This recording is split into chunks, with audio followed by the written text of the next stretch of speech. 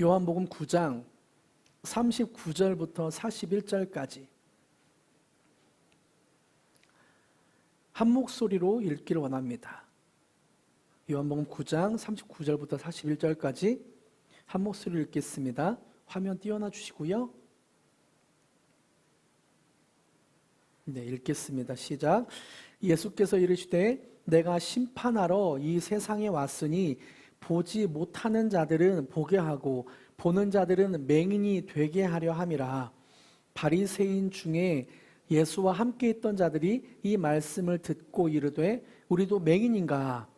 예수께서 이르시되 너희가 맹인이 되었더라면 죄가 없으려니와 본다고 하니 너희 죄가 그대로 있느니라. 아멘. 오늘은 요한복음 9장을 본문으로 어둠을 뚫고 온 빛, 어둠을 뚫고 온 빛이라는 제목으로 함께 말씀을 나누려고 합니다. 운명을 뚫고 온 빛이죠. 운명. 네. 여러분은 운명하면 어떤 생각, 어떤 느낌이 드세요? 운명. 운명이란 단어를 들으면 처해진 현실 때문에 마음이 무거워집니까? 아니면 나 앞으로의 남은 운명에 대해 설레는 마음이 있습니까? 재미있는 사실 한 가지가 있는데요.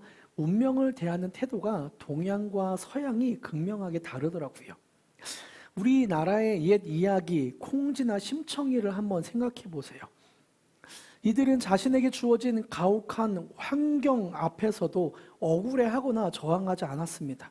그저 묵묵히 견뎌내며 심지어는 인당수에 몸을 던지는 운명 앞에서도 순응하죠. 우리네 정서 속에서는 이렇게 운명을 받아들이는 것 자체가 어떤 미덕으로 여겨졌어요. 반면에 서양은 운명과 투쟁해라, 싸우라라고 가르치고 있습니다. 베토벤 교향곡 5번을 우리는 흔히 운명 교향곡이라고 부르죠. 베토벤이 소리가 들리지 않는 어느 날 공원을 산책했다고 합니다. 그때 들려온 새소리가 따따따따 따따따따 이 새소리가 그날따라 다르게 들리더래요. 그래서 운명이 마치 자기의 문을 거칠게 두드리는 소리가 들렸다. 이렇게 이야기했다고 합니다. 물론 이 이야기가 정말 맞는지 아닌지는 모르겠어요. 그 뒤에 베토벤의 제자가 그 글을 썼는데 그 제자가 굉장히 베토벤을 영웅시하면서 많은 이야기들을 썼다. 이래서 진짜인지 아닌지 모릅니다. 하지만 그럴듯해 보이죠. 서양에서는 이런 생각들이 팽배해져 있는 거야. 운명을 개척해라. 따따따따.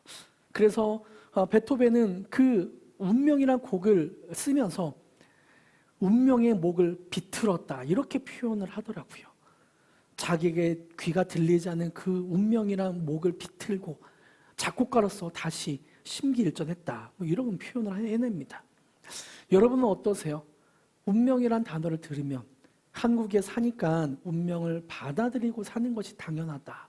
그래서 우울하게 여겨지십니까? 아니면 운명을 극복하는 자세로 살고 있으십니까? 우리가 살면서 운명을 가장 많이 느끼는 부분이 가정이죠.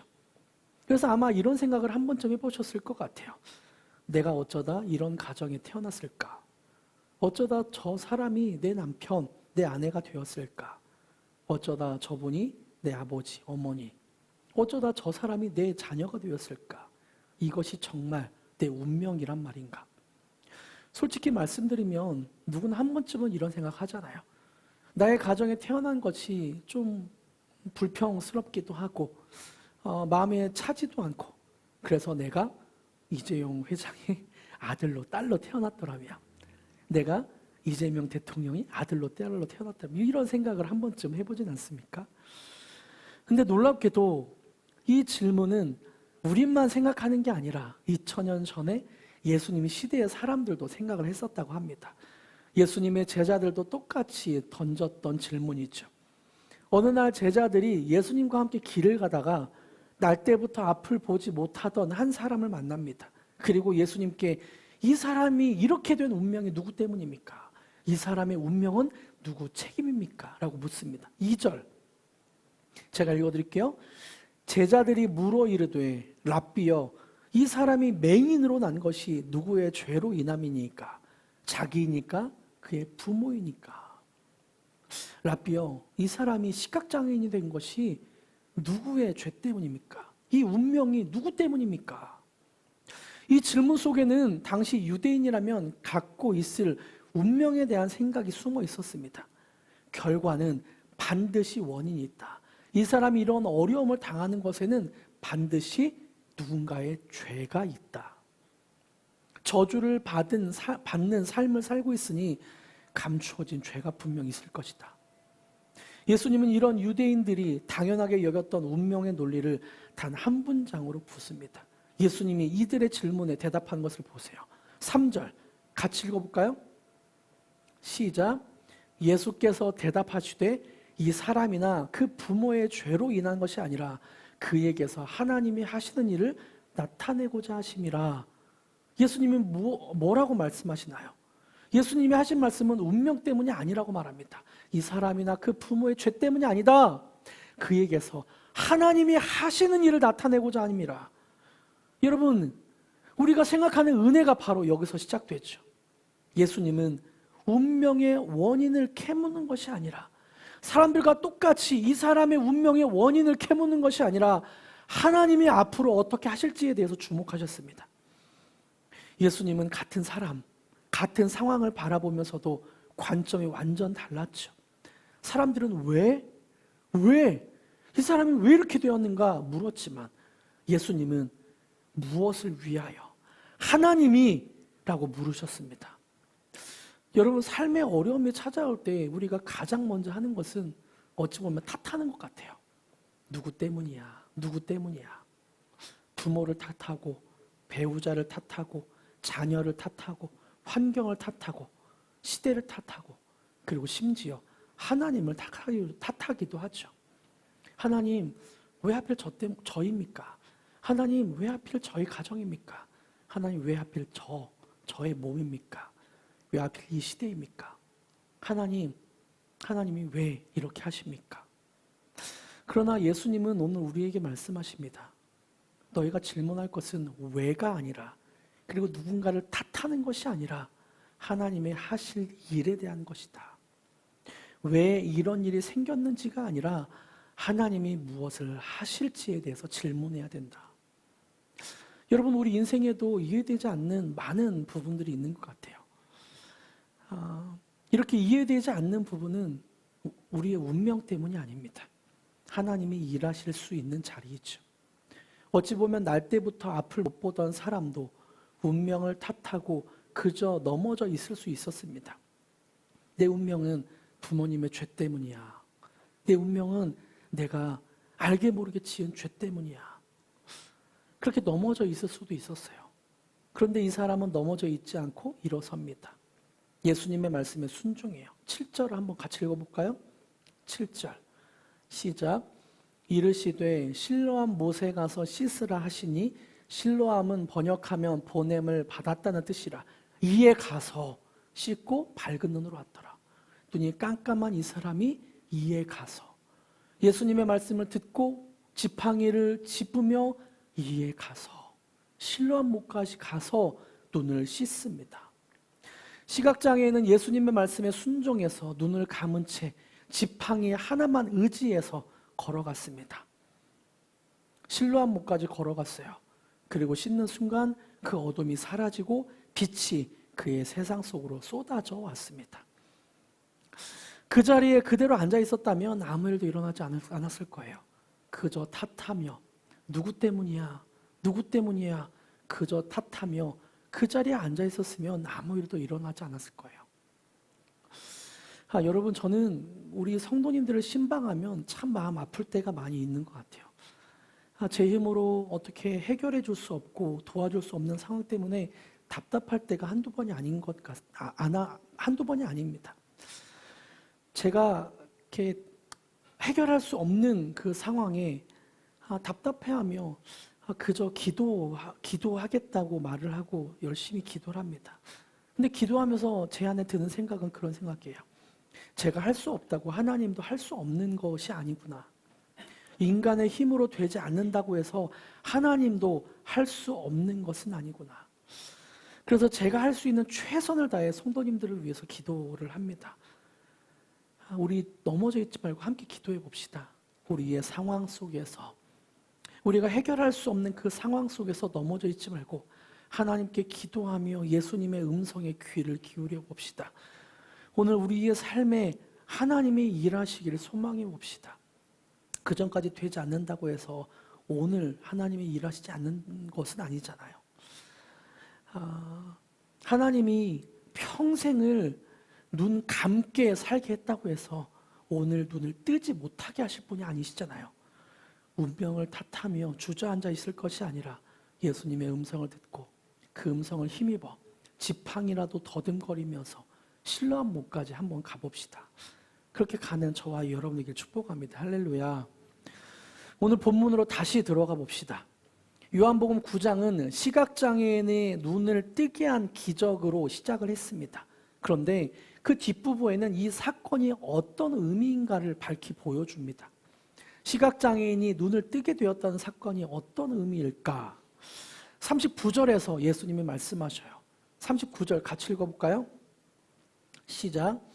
예수께서 이르시되 내가 심판하러 이 세상에 왔으니 보지 못하는 자들은 보게 하고 보는 자들은 맹인이 되게 하려 함이라 하시니. 조금 이렇게만 읽으면 이해가 쉽진 않습니다. 조금 이해하기 난해한 그런 구절들인 것 같아요. 이해를 돕기 위해 우리말 메시지 성경으로 자막을 준비했는데요. 메시지 성경으로 다시 한번 읽어볼까요? 표현이 참 인상적입니다. 자막 한번 띄워봐 주세요. 메시지 성경입니다. 내가 이 세상에 온 것은입니다. 제가 읽어드릴게요. 귀 담아 들어보지. 표현이 참 인상적입니다. 내가 이 세상에 온 것은 모든 것을 대낮같이 환하게 드러내서 분명히 하려는 것이다. 모든 것을 선명하게 구별해서 보지 못하는 사람은 보게 하고 잘 본다고 하는 사람은 눈먼 자로 폭로하려는 것이다. 뒷부분 읽어드릴게요. 모든 것을 선명히 구별해서 보지 못하는 사람은 보게 하고 잘 본다고 하는 사람은 눈먼 자로 폭로하려는 것이다. 예수님의 말씀이 충격적이죠. 보지 못하는 사람은 보게 한대요. 네, 여기까지는 이해가 돼요. 그런데 잘 본다고 하는 사람은 눈먼 자로 폭로하려는 거래요. 예수님이 이 시각장애인을 눈뜨게 하는 것은 그 이유는 보지 못하는 사람은 보게 하고 잘 본다고 착각하는 사람을 폭로하려고 그런 기적을 표적을 행했다고 하죠. 여기서 잘 보세요. 예수님은 못 보는 것이 죄라고 말씀하지 않으셨어요. 보지 못하는 것이 잘못됐다라고 말씀하지 않으셨습니다. 보고 있다고 착각하는 것, 내가 잘 보고 있다고 착각하는 것이 죄라고 말씀하고 있습니다. 이동원 목사님은 이 구절에 대해 이렇게 설명합니다. 우리 모두가 영적으로 맹인임을 깨달아 아는 것, 그것이 바로 죄사함을 받고 구원을 얻는 첫걸음입니다. 그러나 문제는 대부분의 사람들이 육체적 맹인은 멸시하면서도 정작 자신이 그보다 훨씬 더 비참한 영적 맹인의 상태에 있다는 사실은 알지 못한다는 것입니다. 같이 다시 한번 읽어볼까요? 굉장히 중요한 메시지라 같이 화면을 보면서 함께 읽겠습니다. 시작. 우리 모두가 영적으로 맹인임을 깨달아 아는 것, 그것이 바로 죄사함을 받고 구원을 얻는 첫걸음입니다. 그러나 문제는 대부분의 사람들이 육체적 맹인은 멸시하면서도 정작 자신이 그보다 훨씬 더 비참한 영적 맹인의 상태에 있다는 사실은 알지 못한다는 것입니다. 우리가 영적 맹인임을 깨달아 아는 것, 이것이 구원의 첫걸음입니다. 그래서 칼빈도 구원은 자신의 죄를 깨닫는 것에서부터 시작된다라고 말하고 있어요. 우리의 마음에서부터 내가 시각장애인이었구나, 내가 내 죄를 발견하지 못했었구나 라는 걸 깨닫는 것, 그것에서부터 구원이 시작됩니다. 그런 사람만이 이런 고백을 할 수 있어요. 예수님, 나는 죄인입니다. 나는 어쩔 수 없는 죄인입니다. 그래서 예수님이 필요합니다. 내 인생에 예수님이 필요합니다. 내 죄를 해결할 수 없어서 예수님이 필요합니다. 거기서부터 구원이 시작된다는 거죠. 여기서 저는 성경의 한 인물이 떠올랐습니다. 자신이 잘 알고 있다고 착각했다가 빛 앞에 눈이 멀게 되고 결국 하나님의 능력으로 다시 눈을 뜨게 되는 인물입니다. 바로 사도 바울이죠. 바울은 다메섹 도상에서 예수님을 만나기 전까지 자기가 세상에서 가장 잘 보고 있는 사람이라고 믿었던 사람입니다. 율법을 누구보다도 잘 알고 조상들의 전통에 열심이었고 또 하나님의 이름으로 그리스도인들을 잡아들이는 일에 앞장섰던 사람이었습니다. 그의 눈은 밝다 못해 굉장히 예리했습니다. 맞고 틀림, 옳고 그름을 정확하게 판단하고 있었어요. 그러나 예수님을 만난 그 순간 어떻게 되었습니까? 사도행전 9장은 그의 눈에서 비늘 같은 것이 벗겨져 떨어졌다고 증언합니다. 비늘 같은 것. 이 표현이 얼마나 놀랍습니까? 바울의 눈에는 그동안 비늘이 덮여 있었던 것입니다. 자기는 세상에서 가장 잘 본다고 생각했는데 사실 그의 눈에는 두꺼운 비늘이 덮여 있었던 거죠. 예수님을 만나고 나서야 그는 자기가 얼마나 눈이 멀었는지 비로소 알게 되었습니다. 여러분, 오늘 우리 눈에도 비늘이 있지 않습니까? 육신의 눈은 밝았지만 영의 눈은 감긴 채로 살아가고 있지 않습니까? 세상 소식은 다 아는데 매일 아침 뉴스를 보면서 찾아보면서 세상 소식은 누구보다 빠르게 아는데 정작 하나님이 내 인생에 무엇을 하고 계시는지는 모른 채 살고 있지는 않습니까?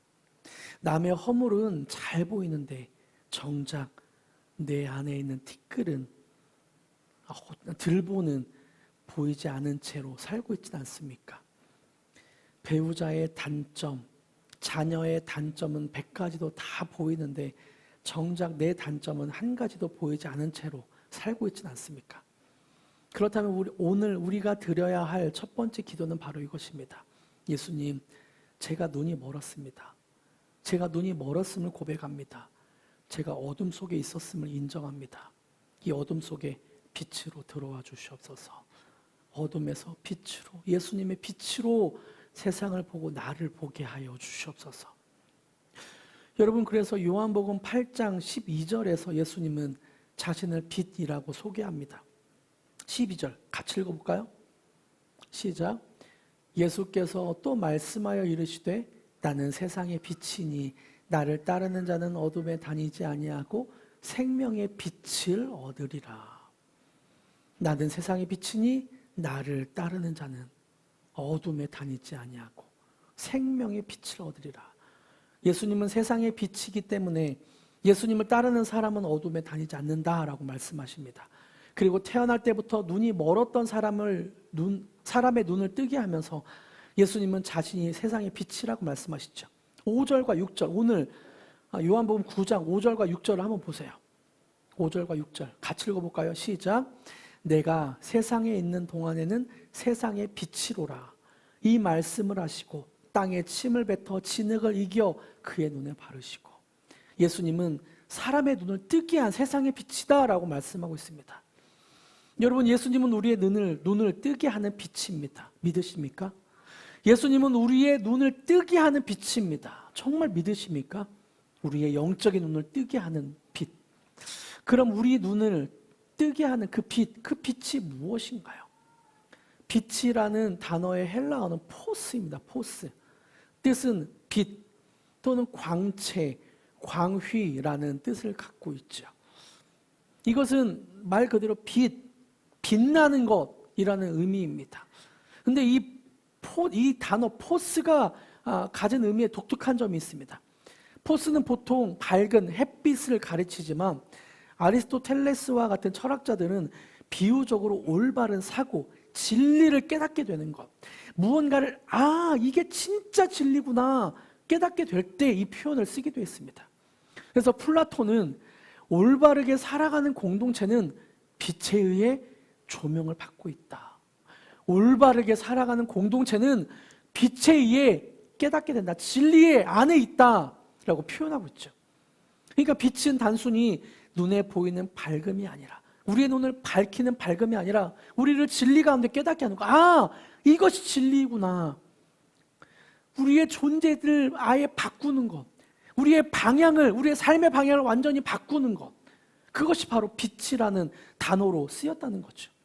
진리와 생명의 근원, 우리를 생명력 있게 진리 가운데 살게 하는 것, 진리로 우리를 돌이키게 하는 것, 그것이 빛이란 단어 포스로 쓰였다는 거죠. 그런데 문제는 무엇입니까? 진짜 빛이, 진짜 진리가 이 세상에 왔는데 정작 사람들은 자기가 이미 보고 있다고 착각하고 있다는 사실입니다. 눈먼 사람이 눈뜬 사건을 보고도 예수님을 보지 못하는 사람들이 있었어요. 그 당시에. 16절과 24절 한번 보세요. 제가 읽어드릴게요. 바리새인 중에 어떤 사람은 말하되 이 사람이 안식일을 지키지 아니하니 하나님께로부터 온 자가 아니라 하며, 어떤 사람은 말하되 죄인으로서 어떻게 이러한 표적을 행하겠느냐 하여 그들 중에 분쟁이 있었더니, 예수님이 표적을 행한 것을 죄인이다라고 말하는 거예요. 또 24절 제가 읽어드릴게요. 이에 그들이 맹인이었던 사람을 두 번째 불러 이르되 너는 하나님께 영광을 돌리라. 우리는 이 사람이 죄인인 줄 아노라. 예수님을 죄인이라고 말하는 거죠. 바리새인들은 예수님이 눈먼 사람의 눈을 뜨게 한 것에 집중하지 않았습니다. 그저 안식일이 지켜지지 않았다는 것에 집중하고 있었어요. 율법의 잣대에 갇혀있던 종교 지도자들은 태어날 때부터 앞을 못 보던 사람이 눈뜬 이 놀라운 표적 앞에, 그 표적 앞에 예수님을 바라보는 것이 아니라 그저 한 가지, 이 사람 안식일 안 지켰네, 이 사람 죄인이네, 거기에만 집중했던 거죠. 예수가 안식일에 진흙을 이겼어, 안식을 지키지 않았어, 이 사람 죄인이야. 그들에게 중요한 것은 사람이 살아난 것이 아니었습니다. 규정을 지켰는가 안 지켰는가였어요. 그래서 예수님을 죄인이라고 표현했습니다. 심지어 이들은 22절에 보니까 예수님을 그리스도로 시인하는 사람은 출교하기로 결의했다고 합니다. 22절 제가 읽어드릴게요. 그 부모가 이렇게 말한 것은 이미 유대인들이 누구든지 예수를 그리스도로 시인하는 자는 출교하기로 결의하였으므로 그들을 무서워함이로라. 출교가 뭔데 무서워할까요? 출교는 회당에서 추방되는 것, 회당에서 쫓겨나는 것을 의미합니다. 이렇게 출교가 되면 이 사람은 유대인 사회에서 직장을 가질 수도 없고 유대인 사회에서 시장에서 음식을 사 먹을 수도 없습니다. 유대인으로 살아갈 수 없게 되는 거죠.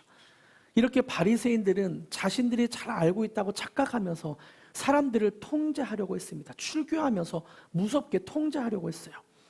예수를 메시아로 시인하면 회당에서 쫓아낸다, 출교한다 라고 선언한 거죠. 여러분, 진짜로 눈이 먼 사람은 누구입니까? 진짜로 눈이 뜨인 사람은 누구인가요? 하나님의 뜻을 분별하는 사람은 누구입니까? 눈이 밝았으나 예수님을 보지 못하고 있는, 알아보지 못하고 있는 종교 지도자입니까? 아니면 눈이 어두웠으나 예수님의 능력으로 눈이 떠져서 예수님을 향해 무릎을 꿇었던 사람입니까? 여러분, 요한복음 9장에 나오는 눈이 멀었던 사람이 이후로 변화되었습니다. 어떻게 변화되었는지 성경은 분명히 전하고 있어요. 어찌 보면 그가 앉았던, 구걸하던 자리는 수치의 자리였고 저주의 자리였고 죄인으로 낙인 찍히던 자리였습니다. 누구의 죄 때문에 저 사람은 저렇게 시각장애인이 되었는가, 이렇게 낙인 찍히던 자리였어요. 하지만 예수님이 그 자리를 지나가시자 그 자리는 이제 하나님의 영광이 나타나는 자리가 되었습니다. 그는 이제 더 이상 구걸하는 사람이 아니라 하나님을 증언하는 사람이 되었어요. 종교 지도자들 앞에서 담대하게 증언하는 모습을 보세요. 32절과 33절 같이 읽어볼까요? 그 사람이 예수님을 어떻게 증언하는지. 시작. 창세 이후로 맹인으로 난 자의 눈을 뜨게 하였다 함을 듣지 못하였으니 이 사람이 하나님께로부터 오지 아니하였으면 아무 일도 할 수 없으리이다. 이 사람이 하나님께로부터 오지 아니하였으면 아무 일도 할 수 없어. 이 사람은 하나님의 자녀, 하나님께로부터 왔습니다 라고 이 사람은, 시각장애인은 고백하고 있는 거죠. 그는 신학을 배운 적도 없어요. 그는 율법을 정통적으로 배운 적도 없습니다. 그저 자기가 경험한 것을 말할 뿐이었어요. 내가 시각장애인이라 잘 모릅니다. 근데 한 가지 경험한 게 있어요.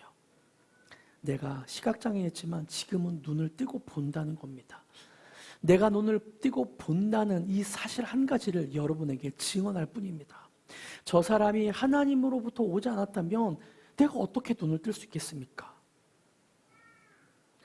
이 한 문장이야말로 세상에서 가장 강력한 간증이 되었습니다. 상처가 있던 자리가 이제는 그의 사명이 시작되는 자리가 되었어요. 요한복음 9장은 오늘 우리에게 이렇게 말하는 것 같아요. 여러분, 너희의 상처를 운명이라고 말하지 마라. 너희가 오늘 아파하고 있는 것을 운명이라고 말하지 마라. 거기서부터 하나님이 소명을 주신다. 내가 그 가운데서 일할 것이다. 여러분에게도 이런 수치의 자리, 상처의 자리, 죄인이라고 낙인 찍힐 만한 어떤 그런 자리가 있으십니까? 아무에게도 말하지 못하고 혼자 끙끙 끌어안고 있는 그 자리. 지금까지 부끄러워서 또 내 인생이 후회되어서 누구에게도 말 못하고 있는 그 자리. 오늘 예수님이 그 자리를 지나가고 계십니다.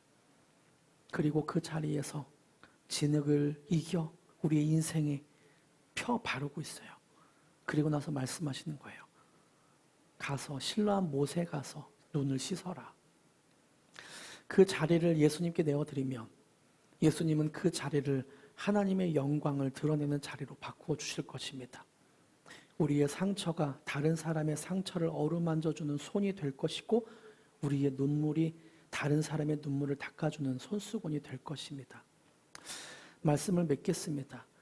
이렇게 눈멀었던 사람과 같이 그저 슬픈 운명을 타고났던 사람이 있습니다. 6.25 전쟁 이후에 그 당시에 한국 사회에서 가장 아프고 외로운 운명 중 하나는 아마 혼혈아였을 것 같아요.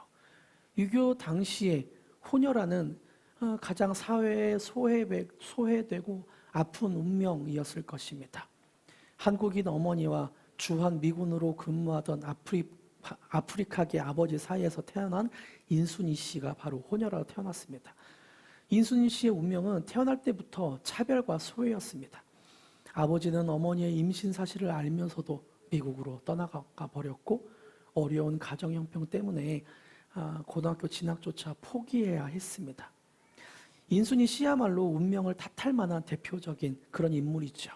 태어난 것부터가 억울했고 자라난 환경은 더 억울했습니다. 그런데 그녀는 원망 대신 용서를, 미움 대신 사랑을 선택했다고 합니다. 그리고 그녀는 노래로 많은 사람에게 위로를 전달했다고 하죠. 우리가 잘 알고 있는 거위의 꿈 아세요? 거위의 꿈? 거위의 꿈 후렴 부분이 그렇게 되죠. 그래요 난 꿈이 있어요. 그 꿈을 믿어요. 나를 지켜봐요.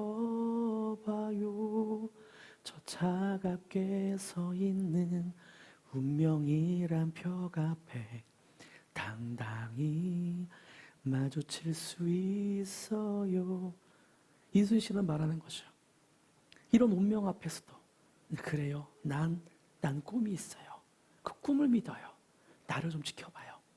저 차갑게 서 있는 운명이란 벽 앞에 당당히 마주칠 수 있어요. 인순이 씨는 운명을 탓하는 대신에 운명의 벽 앞에 당당히 마주섰습니다. 근데 그녀의 이야기를 조금만 자세히 들여다보면 그 벽 앞에 혼자 서 있었던 것은 아닌 것 같아요. 그 벽 앞에 인순이 씨 혼자 이 벽을 뚫겠노라고 혼자 서 있었던 것은 아닙니다. 그 옆에는 예수님이 서 계셨습니다. 인순이 씨는 수많은 노래를 부르며 사람들에게 위로를 전했습니다. 그런데 누군가 인순이 씨와 인터뷰를 하면서 이렇게 이야기하는 거예요. 당신 인생에서 가장 중요한 노래가 무엇입니까? 가장 인생의 중요한 노래가 무엇입니까? 그때 뜻밖의 대답을 했다고 합니다. 자기의 노래를 하나 말하는 것이 아니라 저에게 가장 중요한 노래는 바로 어메이징 그레이스입니다. 이 노래를 저의 인생의 주제가로 삼고 있습니다. 라고 고백했다고 합니다. 나 같은 죄인 살리신 주 은혜 놀라와 잃었던 생명 찾았고 광명 예수님의 빛을 얻었네. 인순이 씨 역시 예수님을 통해 눈을 뜬 사람이었죠. 자기의 운명의 벽 앞에서 누구를 탓하고 분명히 탓할 수 있는 그런 운명이었지만 예수님과 함께 운명의 벽 앞에 그래요, 난 꿈이 있어요, 그 꿈을 믿어요, 운명의 벽 앞에 당당히 마주칠 수 있어요 라고 말할 수 있게 됐다는 거죠. 인순이 씨는 예수님을 통해 눈을 뜬 사람이었습니다. 인순이 씨가 간증을 했었는데요, 이렇게 고백했다고 합니다. 흙 속에 감추어져 있던 저를 하나님이 쓰려고 계획하신 것 같아요. 어려운 일을 많이 겪게 함으로 남을 헤아리게 하셨고 도구로 쓰시려고 하신 것 같아요. 84년 침례를 받고 저를 새로운 봉사의 눈에 뜨게 하셨습니다. 봉사의 눈에 뜨게 하셨습니다. 이 표현이 참 귀하지 않나요? 그녀는 침례를 단순한 종교 의식으로 인정하지 않았습니다. 눈이 열리는 사건으로 막 고백하고 있어요. 그동안 자신의 처지와 상처만 보이던 눈이 이제는 남의 아픔을 헤아리는 눈으로 열린 것이죠.